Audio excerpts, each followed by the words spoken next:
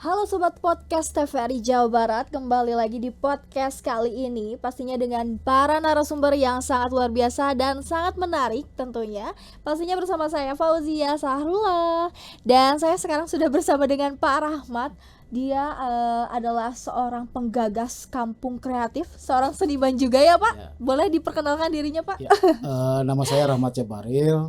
Aktivitas saya sebagai pelukis, penulis, dan saya juga suka mengadvokasi. Ya, orang bilang saya ini juga aktivis kayak gitu ya, Wow. kayak gitu. Eh, Berkesenian saya sebetulnya sejak kelas 2 SD saya sudah tertarik pada menggambar, bercerita kayak gitu ya. Jadi darah berkesenian saya itu memang ada dari orang tua kayak gitu. Nah, terus kemudian saya mendalami cukup panjang. Berkesenian itu tidak hanya sekedar belajar teknik, tapi juga harus punya pengetahuan-pengetahuan lainnya ya, karena berhubungan dengan seni itu berhubungan dengan filsafat ya, filsafat seni. Nah, filsafat seni itu berhubungan dengan berbagai macam korelasi dengan ilmu-ilmu pengetahuan lainnya kayak gitu. Jadi cukup lumayan berat, nggak gampang jadi Berat seniman. banget Pak. Saya pun ngedengerinnya, wow keren. Seniman, kemudian aktivis juga Iya, ya Pak. iya, Keren banget. Nah yang paling terkenal tuh sekarang tuh kan tentang kampung kreatifnya itu ya Pak ya. iya. Sekarang lagi in banget nih, Hmm. lagi viral kali ya Pak Iya, ya. iya, iya. Nah itu Bapak tuh ide gagasan pertama itu dari mana sih Pak? Awalnya sih sebetulnya gagasan kampung kreatif itu karena saya ini seorang pelukis, ya penulis ya, lukisan saya atau tulisan saya banyak menceritakan tentang orang-orang yang tidak beruntung lah gitu Hmm. ya, dalam konteks kehidupan gitu, terutama di bidang ekonomi ya, seperti itu. Nah, lalu kemudian saya merasa hanya sekedar bisa menuliskan atau melukiskan kayak gitu ya, mereka di kanvas atau di tulisan di. Menuangkan idenya Iya, ya iya, Pak. iya. Tapi lalu kemudian apa ya setelah itu gitu. Mm-mm. Nah, itu yang kemudian saya berpikir, coba berpikir jauh tentang konsep-konsep pikiran itu. Akhirnya saya punya gagasan bagaimana kemudian si kampung atau masyarakat yang selama ini memang tidak diuntungkan itu, ilmu yang saya pelajari itu punya timbal balik buat mereka kayak gitu ya. Tidak hanya sekedar saya menceritakan kemiskinan saja Ya. mereka, tapi bagaimana saya memberikan solusi buat kehidupan mereka. Itu pentingnya tugasnya seniman itu seperti itu gitu. Wow. Nah, itulah yang kemudian saya mencoba mengeksplorasi pikiran saya, pengetahuan-pengetahuan yang saya pelajari, dan saya coba rumuskan dalam sebuah bentuk advokasi pada kampung kayak gitu ya. Sehingga gagasan itu tersampaikan ke masyarakat seperti itu. Mm. Nah, Bapak itu pendekatannya itu seperti apa sih ke masyarakat? Karena kan gak mudah banget ya Pak untuk Hmm, mendeketin masyarakat karena ada berbagai bidang. hmm, Mungkin ada tokoh agamanya hmm, atau tokoh-tokoh masyarakat yang tertentu juga ya Pak. Itu ya. Bapak ngedeketinnya kayak gimana dulu sih Pak? Biasanya saya kalau misalnya masuk ke dalam sebuah perkampungan, Mm. ketika saya mau mencoba mengeksplorasi ilmu yang saya pelajari, biasanya saya melakukan pemetaan dulu ya. Pemetaannya ada dua, pemetaan sosial dan pemetaan arsitektur kampungnya gitu ya. Atau kalau desa saya petakan desanya, bentuk arsitektur desanya, bagaimana kontur tanah segala macam, Wow, sampai detail kemudian banget ya. ya, kalau misalnya dalam konteks arsitektur saya harus pelajari siang hari kayak apa, pagi Mm. hari kayak apa, sore hari kayak apa, malam hari itu kayak apa, itu saya pelajari betul. Nah, terus setelah mempelajari arsitektur kampung atau desa, Mm. lalu saya petakan juga persoalan sosialnya. Persoalan sosial itu berkaitan dengan pendidikan mereka, latar belakang pendidikan mereka itu seperti apa, ekonomi mereka itu seperti apa, terus kemudian aliran-aliran agama mereka Mm. itu seperti apa kayak gitu. Terus kemudian kecenderungan politik praktis Ya. atau politik kewargaannya itu seperti apa. Itu juga saya pelajari persoalan gender kayak gitu. Terus kemudian persoalan di politik aja ada beberapa kriteria sebetulnya ya. Ada ketokohannya, saya harus bagaimana menghadapi tokoh preman Ya. gitu ya. Bagaimana menghadapi tokoh dermawan Ya. misalnya, atau tokoh orang yang sudah dituakan Dituakan ya. kayak gitu. Nah, itu saya pelajari psikologinya kan gitu.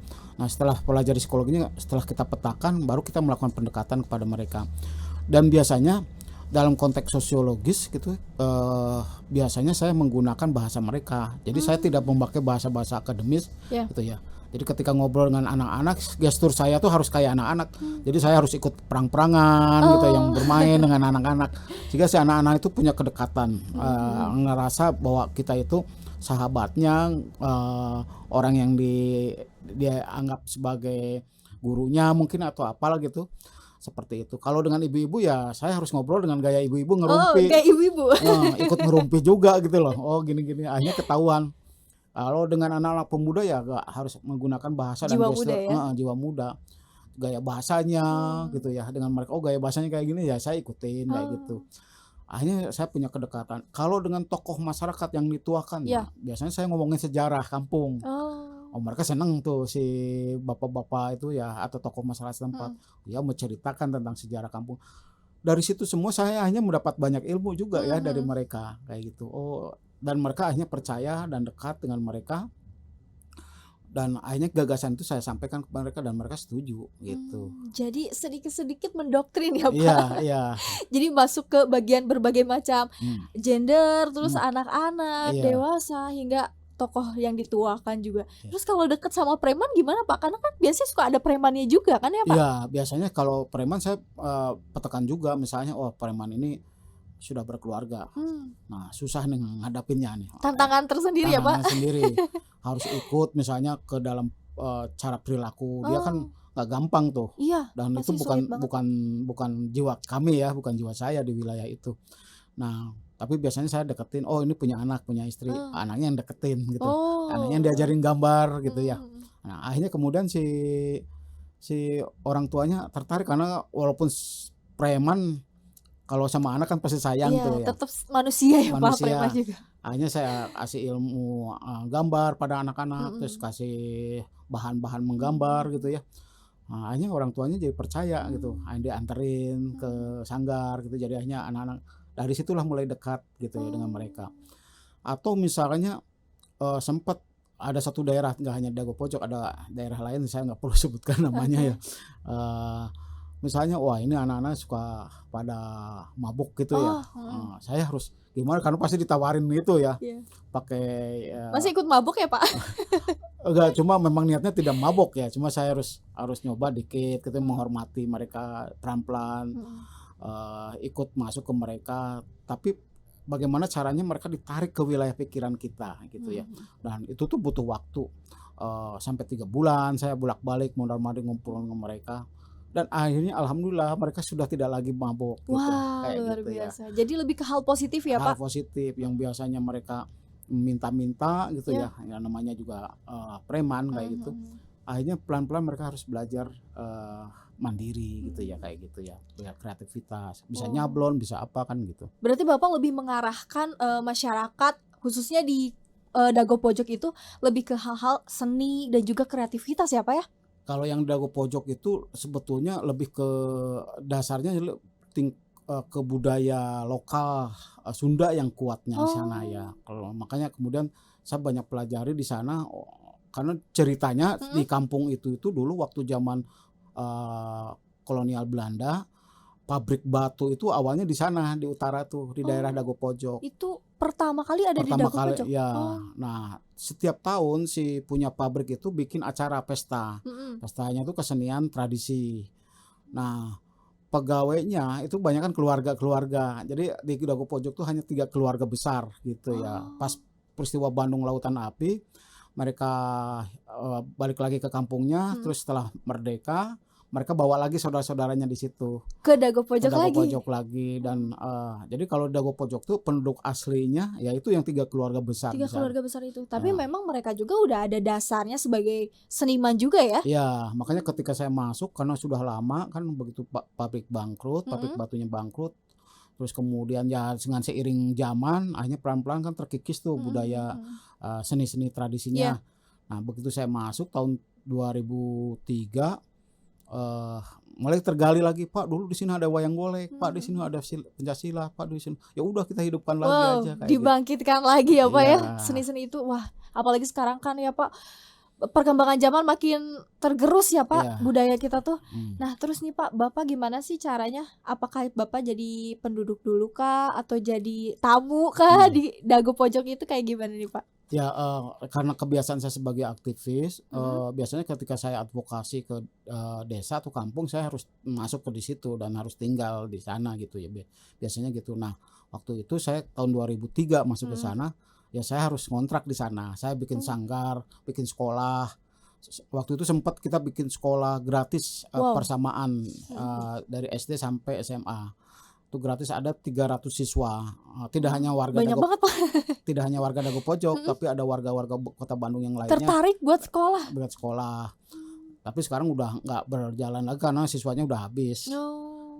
Saya sudah tidak melanjutkan lagi karena Mhm. konsentrasi saya lebih ke kampung kreatifnya waktu itu. Lebih ke kampung kreatifnya. Hmm. Itu tuh dari tahun 2003 ya Pak? Lama banget. 2003, 2009 kelas persamaannya, Mhm. 2009 sampai 2014. 2014. Iya, sekolah Berarti persamaan. Bapak, kalau misalnya 2003 sudah terbentuk, berarti niat itu udah lebih jauh lama ya? 2003 itu masuk, sebetulnya ide itu sudah lama, cuma belum punya formula. Oh. Jadi 2003 tuh saya masuk ke Dago Pojok Mhm. sambil belajar, memahami apa yang saya pelajari gitu ya. Karena antara teori dengan praktek itu kan beda Iya gitu beda ya. banget Pak. Makanya kemudian waktu itu saya coba sambil ya istilahnya, orang Sunda itu titetarajong gitulah, Heeh. karena belum ketemu Iya formula. betul. Makanya agak lama, 2003 sampai 2009 itu 2009. baru bisa rapat, bersama, Mmm. tokoh-tokoh warga, Baru seniman-seniman bisa lebih deketnya itu lebih dekat. 2009? 2009 itu rapat Rapat. kebersamaan, rapat bersama untuk menentukan kampung ini jadi destinasi, tempat kampung budaya kayak gitu. Wow, lama banget Pak. Ya lama, dari 2003 sampai 2009 tuh. Karena saya belum waktu punya formula. Kalau sekarang udah tahu caranya kayak gitu. Jadi ke sini langkahnya, ke Iya. sini langkahnya. Jadi, banyak pengalaman lah, Iya. pengalaman dari situ. Jadi akhirnya dari situlah kita jadi belajar gitu ya.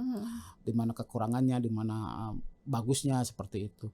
Nah 2011, dari 2009 dibentuk kesepakatan, 2010 penataan, 2011 launching. Oh, sudah Launching. mulai launching ya? Launching tuh 2011 itu diresmikan oleh pemerintah Kota Bandung. Tanggal 28 Oktober pada waktu itu. Dan, dari situlah 2011 sampai 2017 itu hampir 80 negara yang berkunjung ke tempat, Berkunjung? iya, ke tempat kami. Wah hebat banget. Itu Iya. tuh tahu dari mana nih Pak orang-orang luar bisa datang ke kampung kreatif Dago Pojok? Ada metodenya sih sebetulnya, karena kalau kita mau membangkitkan perekonomian masyarakat itu sebetulnya kan kita kan diajarin ya sama, agama Islam tuh harus banyak silaturahim Iya. gitu ya dengan siapapun, dengan Betul. penduduk dunia gitu loh sekalian. Nah, ya kalau mau maju ya satu-satunya ya kita harus terbuka pada masyarakat dunia. Kalau kita membangun desa, membangun perekonomian, perekonomian terutama ya harus terbuka dengan masyarakat dunia. Promosinya seperti apa Pak? Promosinya biasanya saya, kerjasama dengan misalnya lembaga-lembaga, internasional, misalnya, kan ada, pelajar internasional kayak gitu ya, atau mahasiswa internasional. Nah saya kerjasama dengan mereka Iya, gitu ya. Terus kemudian, ada, LSM yang berhubungan dengan internasional ya, diajak kerjasama kayak gitu-gitu. Awalnya dari situ, akhirnya mereka, oh iya karena tertarik ya Pak? terus mereka ada program kunjungan mahasiswa misalnya dari sekian negara. Salah satu yang dikunjunginya sambil belajar mereka datang ke tempat kami gitu, kayak gitu. Keren banget. Ada 30 perwakilan 30 negara. 30 negara? Kita bikin acara misalnya workshop kayak gitu ya. Akhirnya workshop membuat, mewarnain wayang, workshop, kacapi misalnya, atau kan senang tuh orang-orang asing tuh dengan kayak gitu ya. Nah nanti yang ngasih pembelajarannya warga setempat. Warga setempat. Bukan dari Karena luar. udah dibekalin sama Bapak nih. Iya. Karena mereka pada dasarnya kan sudah punya potensi. Potensi itu ya. Jadi kalau saya misalnya ngebangun desa, membangun daerah, biasanya supaya mereka itu jadi subjek pembangunan. Jadi mereka digali potensi mereka. Nah, kemudian orang luar suruh belajar ke mereka kayak gitu. Jadi meningkatkan ekonomi masyarakat Iya, di desa itu juga ya Pak ya? desa dan mereka bayar ke si tutornya. Wah, jadi Gitu. banyak banget bonusnya ya Pak sebenarnya? Bonusnya lumayan, akhirnya misalnya gini, ngewarnain wayang golek Ya. gitu ya, warnain si cepot. Nah si di pengrajinnya kan orang situ ngewarnain wayang-wayang kecil misalnya. Waktu zaman saya yang advokasi mereka itu satu wayang tuh 50.000. Satu wayang 50.000. Kali 70 orang udah lumayan. Udah lumayan banget. Kalau itu misalnya setiap minggu, perekonomian mereka akan Sejahtera ya insya sejahtera Allah. gitu. Nah berarti Bapak wah udah terkonsep banget ya formulanya sekarang kayaknya udah padat ya Pak. Kan Iya. kalau dulu kayaknya masih terombang-ambing nih Iya. belum dapat formula. Berarti sekarang udah bisa formula Bapak dibagiin ke desa-desa bukan hanya di Dago atau kota Bandung aja gitu ya Pak. Bisa ke seluruh Indonesia mungkin Pak. Ya, tempo hari saya diundang ke Aceh ya, ke Sabang. Nah, saya bikin materi-materi workshop seperti ini di teman-teman pemuda Sabang Aceh itu. Ya alhamdulillah mereka bikin komunitas kayak gitu-gitu ya, bikin komunitas film kayak gitu-gitu. Sering teman-teman Banyuwangi misalnya kemarin sebelum ada Banyuwangi sekarang terkenal gitu, Iya. mereka datang ke tempat saya, terus konsultasi ada 30 orang, bagaimana cara membangun daerahnya Iya. kayak gitu, desanya. Nah hanya ya konsultasi saya sampaikan kepada mereka dan saya senang kalau misalnya masyarakat Indonesia dari Sabang sampai Merauke misalnya ingin belajar pada kami ya silakan aja. Saya sangat terbuka dengan urusan-urusan seperti itu. Mungkin bukan hanya Bapak ya, pasti harus ada peran pendukung nih Iya. Pak, apalagi khususnya mungkin dari pemerintah. Itu harapan Bapak seperti apa sih? Ya harapan saya, nah terutama yang khusus misalnya di Dago Pojok ya. Dago Pojok itu kan setelah mulai hancur itu berantakan tuh sejak pandemi. Waktu itu sebelum pandemi saya ditelepon sama teman-teman dari Inggris dan Malaysia, mereka mau kunjungan ke Dago Pojok, tiba-tiba dibatalkan karena memang tanggal Pandemi ya? pas 20 Maret. 2020 itu karena pandemi kan. Karena akhirnya batal sampai saya pikir setahun ternyata terus manjang gitu loh. Wah, akhirnya udah tidak bisa bernapas kan gitu ya. Nah, sekarang kita mencoba menata lagi. Memang tidak harus dari nol karena sanggar-sanggarnya masih ada. Nah, saya pikir ini perlu perannya ada pemerintah ya, menyuntik mereka gitu ya supaya mereka Bisa bangkit, berkembang kayak gitu ya. Nah, itu sih yang diharapkan saya ya, kehadiran pemerintah untuk sebetulnya tidak perlu susah-susah lagi mereka kan gitu. Si pemerintah ini tinggal ini sudah ada ini sanggar-sanggarnya. Ya, Ya udah disuntik, diberikan jalan, disupport lah ya Pak ya. ya baik finansial maupun moral gitu ya oleh pemerintah. Saya pikir akan tumbuh lagi seperti itu. Dan di Bandung ini udah ada sih beberapa ya kampung kreatif yang bisa dilakukan oleh pemerintah, maksudnya disupport oleh pemerintah.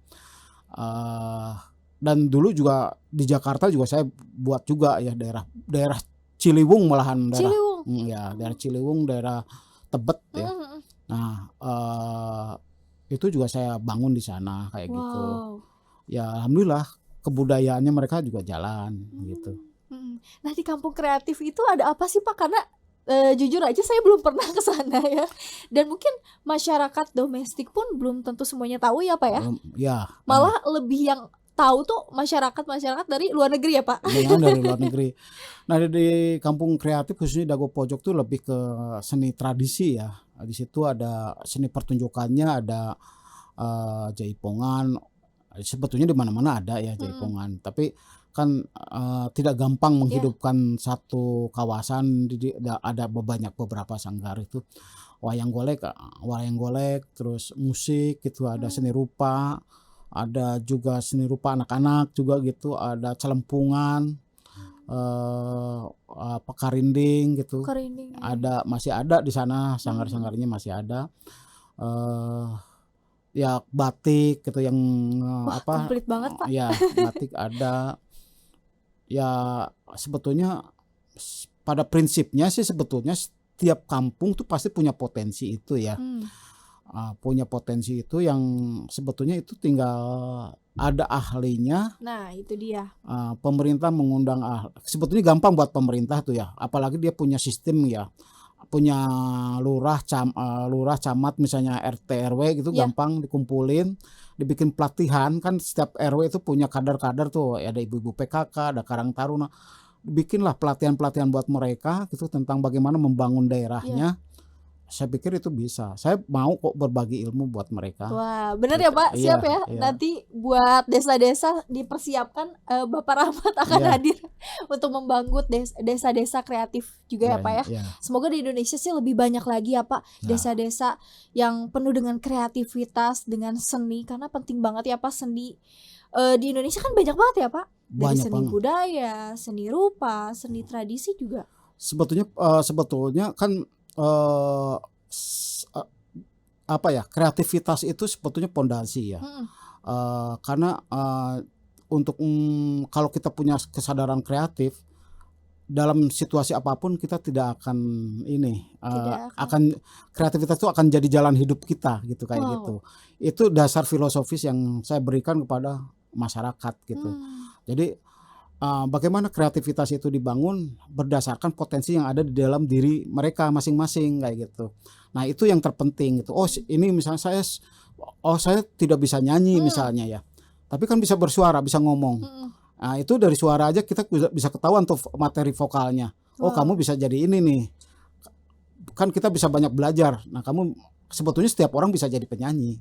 Berarti sebenarnya setiap orang itu memiliki bakat dan kreatif ya Pak. Kreativitas. Jangan bilang, aduh saya nggak punya bakat apa-apa gitu ya Pak. Nggak Iya, mungkin ya Pak. Nggak mungkin. Yang penting kitanya tahu, bisa ngegali, mungkin harus ada orang khusus juga kali Pak. Saya pernah ngajarin orang yang pernah kecanduan narkoba kayak gitu ya. Bisa sembuh dengan Wow. belajar menggambar. Dengan gitu. menggambar, Iya. pendekatan psikologis atau Gerakan psikologis, dan akhirnya orang itu bisa tidak ini, malahan jadi senang berpikir, senang beribadat gitu, jadi ini wah kayak keren gitu. banget Pak.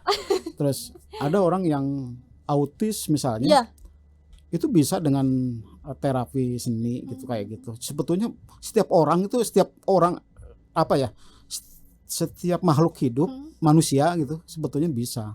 Wow, ternyata bukan hanya dari seorang psikolog ya Pak, Enggak, tapi dari seni pun seni, bisa. karena setiap didekatkan. manusia itu yang membedakan manusia dengan satwa itu seni. Itu seni. Kesadarannya adalah seni. Karena ada dalam jiwa manusia itu ada seninya. Punya akal ya Pak. Seni yang direpresentasikan oleh pikiran, itulah jiwa yang direpresentasikan oleh pikiran, itulah seni sebetulnya. Karena seni itu bebas juga ya Pak ya. Bebas ya, seni itu bisa macam, apalagi sekarang kan hidup kita ini tidak lepas dari seni. Apapun dalam kehidupan, peradaban itu dinilainya karena seninya. Seperti itu. Wah keren banget. Boleh dong Pak kasih motivasi buat sobat-sobat podcast yang ada di rumah. Oke, bagi teman-teman semua, seluruh warga masyarakat khususnya Jawa Barat, umumnya Indonesia, kita jangan takut pada diri kita sendiri, bahwa di dalam diri kita sendiri itu sebetulnya adalah kekuatan makrokosmos yang sesungguhnya ada di semesta ini. Jadi